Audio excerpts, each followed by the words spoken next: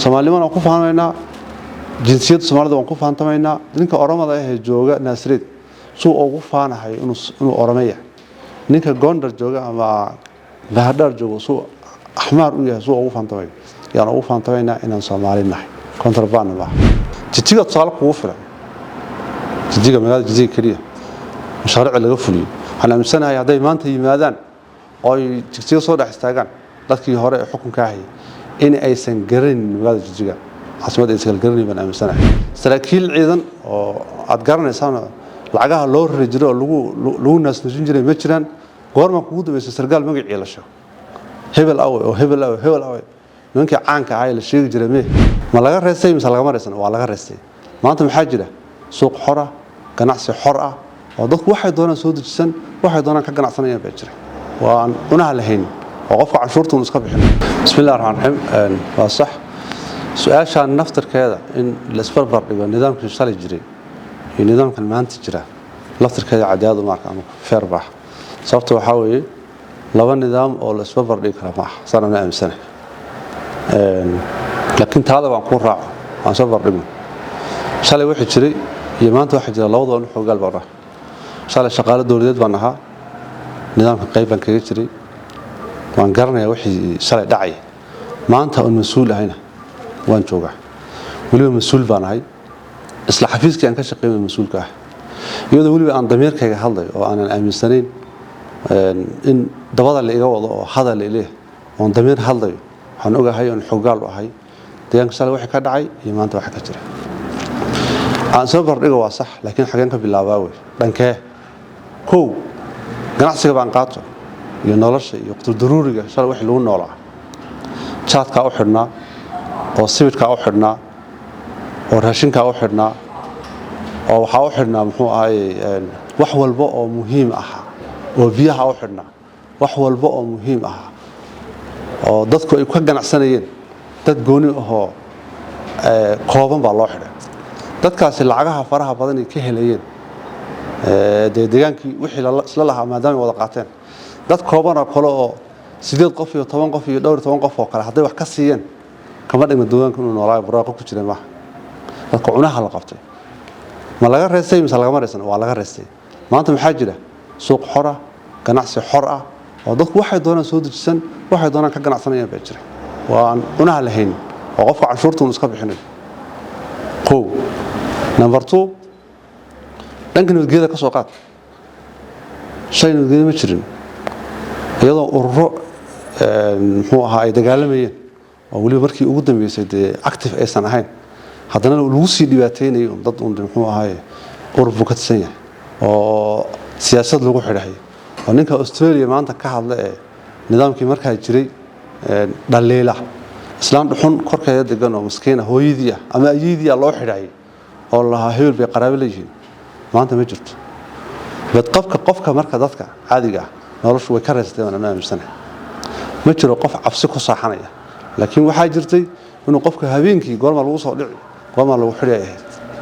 garsoor iyo cadaalad ay jirin 20 sano ku xukun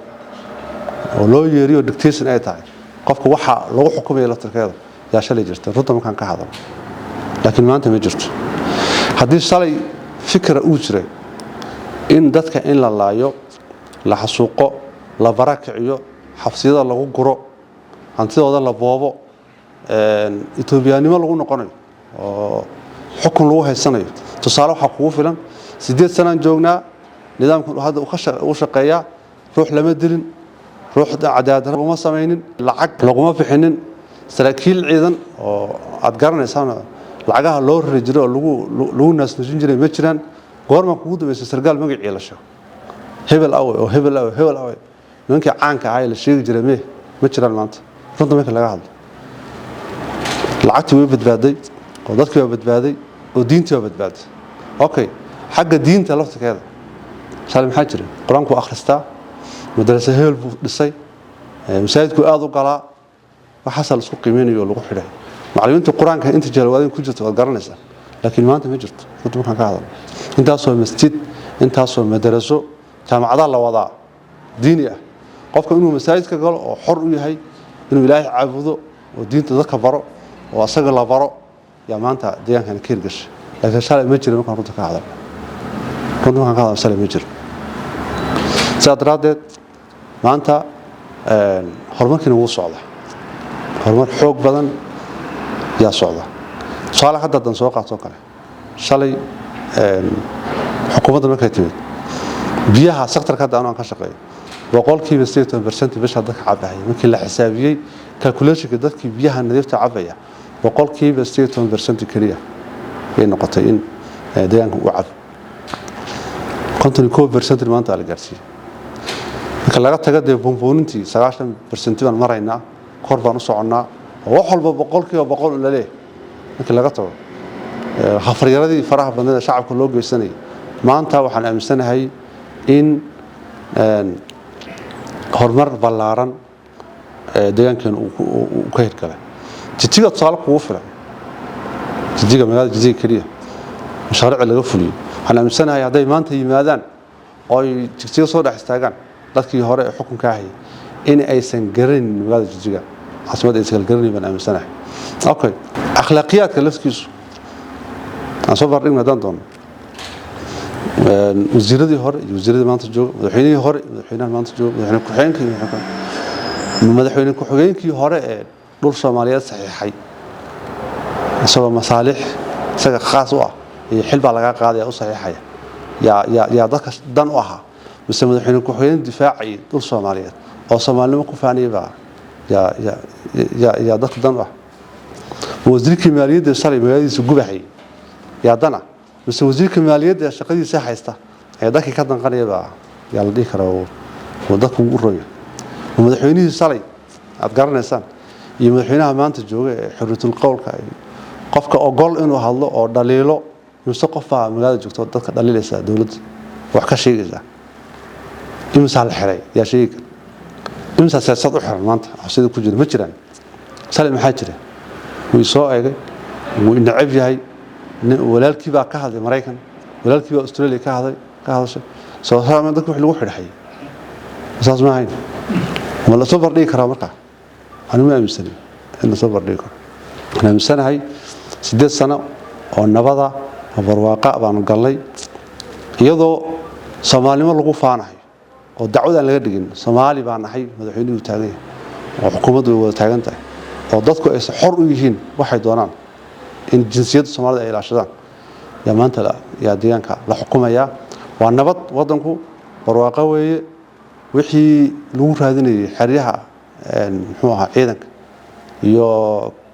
تاجس نمدي يا صومالي نمدي لقدك هي الدنفية كونترابانك هي وحي ورد ماذا توبيا هرماها عيدك هرماها دولة هرماها أنا مسنا هاي إن عن هو هاي dadku si wanaagsan u noolyihiin waa sax iyadoo marka xabsiye ay galeen aad ogtihiin inta sanay xirnaayeen in Soomaalinimadii ay salay dadku ku leenayeen ku dhibaateynayeen kontrabanka oo ay xaqooda hadana mar labaad ay bilaabaan oo waxaad moodaa in ay waaqici ahayn oo maanta Etoobiyadii hore iyo Etoobiyada inay kala duwan tahay aysan u baxsanin baad moodaa Etoobiyadii hore Etoobiyadan ma ciidankii hore ma ciidankii dadka leenayay hogaamin baa amraysa hogaamintii dadka amraysa ma joogan ciidanku way joogan laakiin hogaamintii amraysay ee dambiga sameeyay lahayd ma joogan bay ka dhigan tahay marka Soomaaliyada ku faanaynaa jinsiyadda Soomaalida waan ku faantamaynaa ninka Oromada ah ee jooga Naasreed suu ugu faanahay inuu Oromeeya ninka Gondar jooga ama Bahadar jooga suu Ahmar u yahay suu ugu faantamay yaan ugu faantamaynaa inaan Soomaali nahay kontrabaan ma ciidan ka qarnayna ma jirto deegaanku waa nabad waana barwaaqo horumarkan uu soconaya nabadgelyo waa 100% waad maasantiin